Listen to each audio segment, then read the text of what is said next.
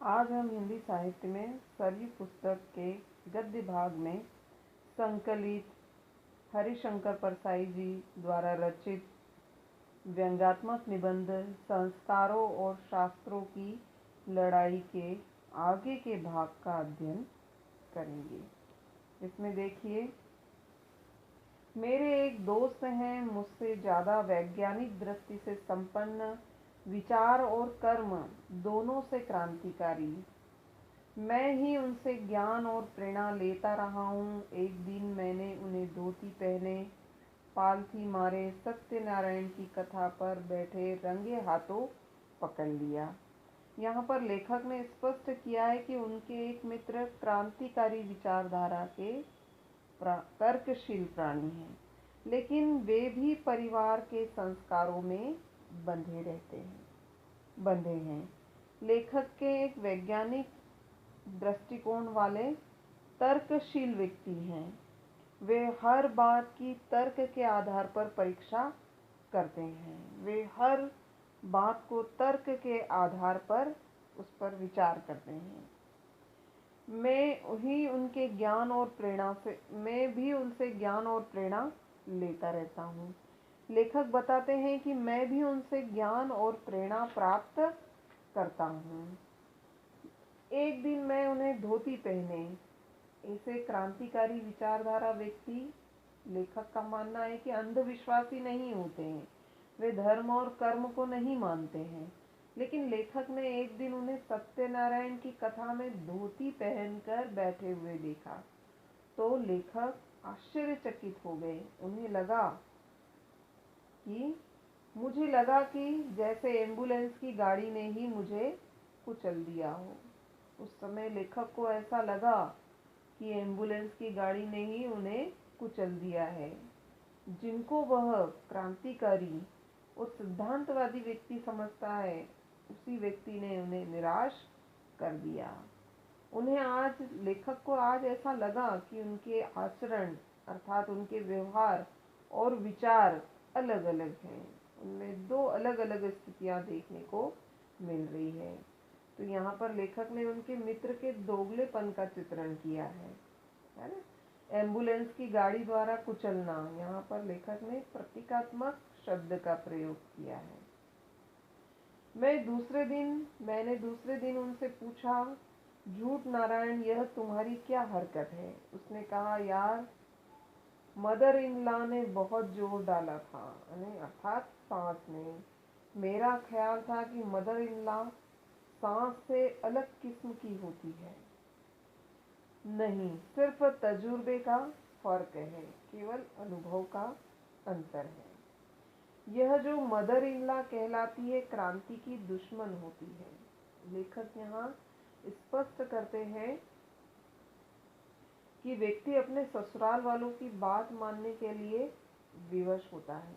व्यक्ति चाहे कितने ही खुले विचारों का हो, भले ही वह कितने भी खुले विचारों का हो, क्रांतिकारी हो, पर मदर इन लॉ की बातें नहीं टाल पाता है, क्योंकि मदर इन लॉ उसके क्रांतिकारी विचारों की कट्टर विरोधी होती है। क्रांतिकारी का पहला और सबसे बड़ा संघर्ष मदर इन लॉ से निपटना है। वह पुराने विचारों के कारण दामाद के क्रांतिकारी नए विचारों को नहीं मानती है। मदर इन लॉ पुराने विचारों की होने के कारण वह अपने दामाद के क्रांतिकारी विचारों को नहीं मानती है। व्यक्ति को, चाहे भले ही वो क्रांतिकारी हो, लेकिन व्यक्ति को उनके आगे झुकना पड़ता है। कारण बात यह है कि वह बीवी दे देती है। बात मुख्य रूप से यह है कि वह पत्नी देती है। बीवी के कर्तव्यों को आगे बढ़ाते हुए बच्चे देती है और बच्चे देती है। मदर इन लॉ आकर कहती है, लाला, अपना नहीं तो बच्चों का तो ख्याल करो। लाला को भ्रांतिकारिता में बदल जाती है। मदर इन लॉ व्यक्ति को बच्चों की याद दिलाती है कि तुम चाहे कैसे भी क्रांतिकारी विचारों वाले हो, पर बच्चे के भविष्य के लिए तुम्हें परंपराओं का पालन करना पड़ेगा। ऐसी स्थिति में व्यक्ति कितना भी क्रांतिकारी विचारों का हो, वह भ्रम में पड़ जाता है, दुविधा में पड़ जाता है। तो यहाँ पर लेखक ने मदर इन लॉ का वर्चस्व और दामाद की दुविधा का वर्णन किया है कि व्यक्ति कितने भी विचारों वाला हो, लेकिन ससुराल वालों की बातें अटल रखने वाले दामाद पर यहाँ पर लेखक ने व्यंग किया है। आगे देखिए, मदर इन लॉ के शिकार 20-25 क्रांतिदर्शियों की हड्डियां तो इधर मेरे पास ही रखी हुई है और लोगों के पास भी होगी। मदर इन लॉ के शिकार 20-25 क्रांतिकारी विचारधारा रखने वाले दामाद के कई किस्से मेरे पास रखे हुए हैं और मेरे अलावा लोगों के पास भी होंगे। संस्कार और शास्त्र की लड़ाई बड़ी दिलचस्प होती है। संस्कार और अर्थशास्त्र की एक लड़ाई मैंने साफ देखी है। संस्कार और शास्त्रों की लड़ाई तो होती ही है, लेकिन संस्कार और अर्थशास्त्र यानी धन की लड़ाई भी मैंने स्पष्ट रूप से देखी है। एक शहर में 2 साल पहले किसी सांस्कृतिक आयोजन में गया था। एक साहित्यिक रुचि के सज्जन बहुत पीछे पड़े कि मेरे घर चाय पीने चलिए। हर बार आग्रह के साथ वे जरूर जोड़ते, सरिता ने भी कहा है। समझा, सरिता जी इनकी पत्नी होगी, साहित्य पढ़ती होगी, कुछ कविता वगैरह भी लिखती होगी।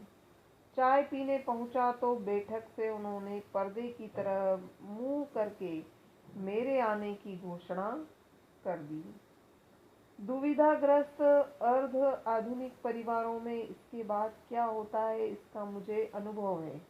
पत्नी आती है, नमस्ते के बाद बने बनाए वाक्य बोलती है, हम आपकी कहानियाँ पढ़ते हैं, इतनी हंसी आती है, इतनी हंसी आती है कि बस कुछ मत पूछिए। इसी वक्त उसे याद आता है कि दाम्पत्य संहिता का नियम 73 कहता है कि पत्नी अपनी स्वतंत्र मत व्यक्त न करे। व्यक्त करना जरूरी है तो उसमें पति को शामिल करे। वह पति को शामिल कर लेती है, क्योंकि वह कौन सी कहानी पढ़ी थी हम लोगों ने पिछले हफ्ते।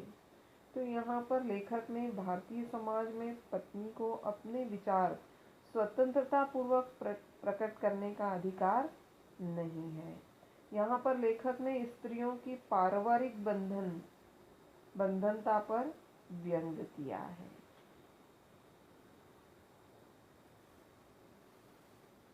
अगर बच्चा भी हुआ तो अंकल जी को उससे नमस्ते कराया जाता है। कहा जाता है, अंकल तुम्हें बहुत मजेदार कहानी सुनाएंगे। कभी मुझसे वही बच्चे की कहानी सुना देने का आग्रह किया जाता। नुस्खे मेरे पास सब तरह के रहते हैं। रोड़ों के लिए डायबिटीज का नुस्खा भी रखता हूँ और बच्चों के लिए कुकर खांसी का भी। मैं बच्चे को राक्षस की कहानी फौरन सुना देता हूँ। आग्रह हो तो उनके ससुर जी को भी कृष्ण सुदामा की कहानी सुना दूँ। बैठक में मैंने सोचा कि अब सरिता जी बाहर आएंगी और वही यांत्रिक चर्चा चलेगी। बड़ी देर हो गई, सरिता जी तो क्या नाली जी भी नहीं निकली। सोचा चाय लेकर आएगी, पर थोड़ी देर बाद साकल बजी। पति महोदय भीतर गए और चाय की ट्रे लेकर आ गए। भीतर से एक बिल्ली निकली। उस घर में बिल्ली एकमात्र मादा थी जो पर्दा नहीं करती थी। तो यहाँ पर लेखक ने पर्दा प्रथा के प्रचलन का वर्णन किया है ना।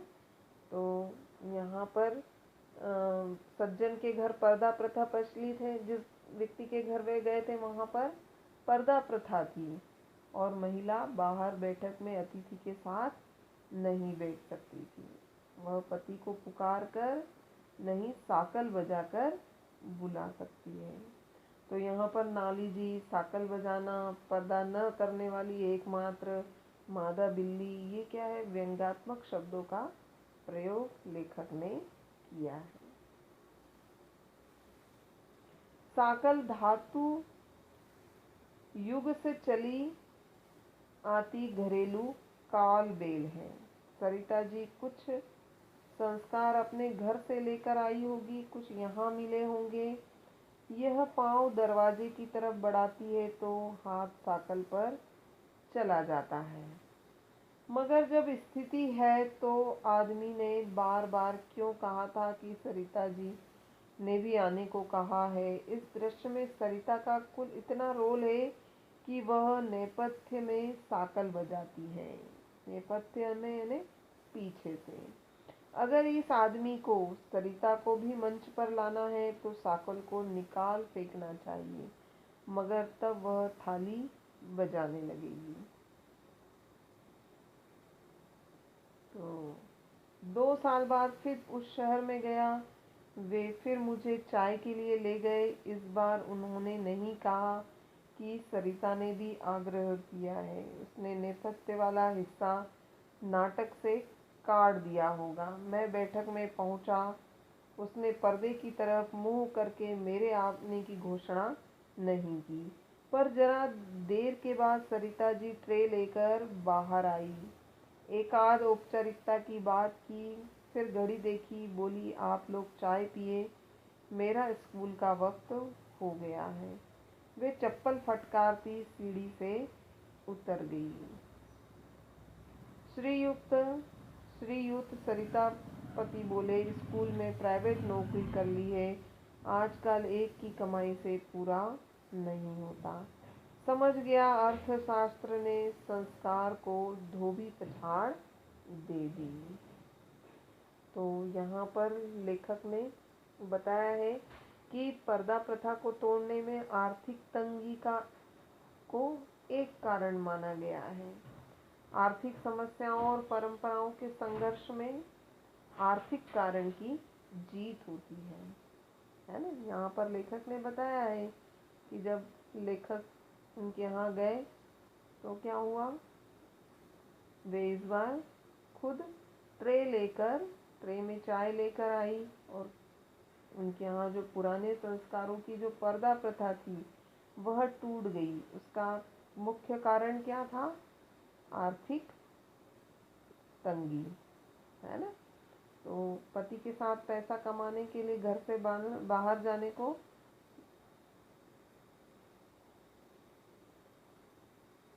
आगे देखिए।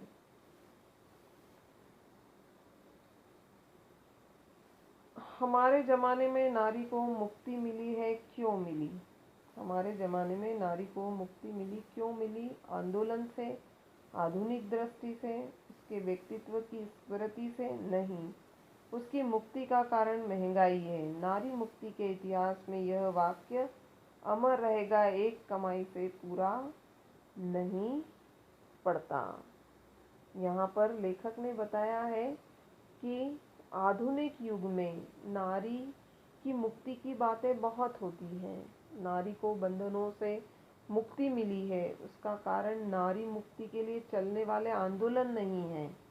यह आधुनिक विचारों को अपनाने का परिणाम भी नहीं है ना। समाज ने सभी के व्यक्तित्व की महत्ता को स्वीकार कर लिया है, ऐसी कोई बात नहीं है। नारी मुक्ति का कारण समाज भी नहीं है। इसका मुख्य कारण क्या है, महंगाई बढ़ना है। पत्नी के व्यक्तित्व की महत्ता को स्वीकार कर लिया गया है। इसका सबसे बड़ा कारण क्या है, महंगाई का बढ़ना। पत्नी पति के साथ पैसा कमाने के लिए घर से बाहर जाने को मजबूर है। एक की कमाई से पूरा नहीं पड़ता, यह वाक्य सदा अमर रहेगा। तो यहाँ पर लेखक ने पर्दा प्रथा को तोड़ने में आर्थिक तंगी को कारण बताया है, और आर्थिक समस्या और परंपरा के संघर्ष में आर्थिक कारण हमेशा जीतते हैं। अर्थशास्त्र के संस्कारों में सीने पर चढ़कर गला दबा रहा है। इधर एक लड़के ने लड़की को उसकी इच्छा से भगाकर सरकारी शादी कर ली। सरकारी शादी कर ली यानी कोर्ट मैरिज कर ली। यहाँ पर लेखक ने बताया है कि जहाँ अर्थ का प्रश्न आता है वहाँ पर क्या होता है, व्यक्ति के विचार बदल जाते हैं। व्यक्ति धन के लिए दौड़ने लगता है और संस्कार धरे के धरे रह जाते हैं। यहाँ पर लेखक ने एक उदाहरण बताया है कि एक लड़के ने लड़की की इच्छा से उसे भगाकर सरकारी शादी अर्थात कोर्ट मैरिज कर ली। लड़का कैसा था? सुंदर था। लड़का योग्य, सुंदर और अच्छी नौकरी वाला था। और पहले लड़की की माँ के संस्कारों ने जोर मारा। पहले लड़की की माँ पुराने विचारों की थी, उसे यह विवाह स्वीकार नहीं था। उसने संस्कार इस प्रकार की शादी के विरुद्ध है। उसने कहा कि उसके संस्कार इस प्रकार की शादी के विरुद्ध है। उसने हाय तौबा मचाया। माँ ने क्या किया? शादी का विरोध किया। अर्थशास्त्र से यह बर्दाश्त नहीं हुआ। उसने संस्कारों को एक पटकनी दी। बाद में अनुभव किया कि इस शादी के कारण क्या हुआ? दहेज के 15,000 रुपए। माँ ने सोचा कि 15,000 दहेज के रखे थे, साफ बच गए। फिर 15,000 में भी इतना अच्छा लड़का नहीं मिलता। उन्होंने कार्ड बांटकर दावत दे दी। तो लेखक ने क्या बताया है कि पहले तो क्या होता है, माँ के पुराने विचार थे, उन्हें विवाह स्वीकार नहीं था, है ना, और उन्होंने इसका विरोध किया। लेकिन बाद में क्या हुआ, इस शादी के कारण क्या हुआ, उन्होंने जब विचार किया कि इस शादी से 10-15,000 रुपये बच गए, दहेज देने पर भी इतना अच्छा लड़का नहीं मिलता, यानी धन के लालच ने संस्कार को दबा दिया और माँ ने शादी को स्वीकार कर लिया और माँ के सिद्धांत अर्थ के आगे परास्त हो गए। तो यहाँ पर इस पाठ से संबंधित प्रश्न देखिए। लघु उत्तरात्मक प्रश्न में आपको बताना है। प्रश्न नंबर 3, लेखक मदर इन लॉ को क्रांति का दुश्मन क्यों मानता है? फिर 5वां प्रश्न, लड़की की माता की किस तरह की सोच का पता लगा कि अर्थशास्त्र ने संस्कार को पटकने दे दी। निबंधात्मक प्रश्न देखने आपको। संस्कार और शास्त्रों की लड़ाई निबंध के आधार पर परसाई जी की लेखन शैली की विशेषता बताइए, है ना। और संस्कार और शास्त्रों की लड़ाई, इसके मूल उद्देश्य को स्पष्ट कीजिए। ठीक है, बहुत बहुत धन्यवाद।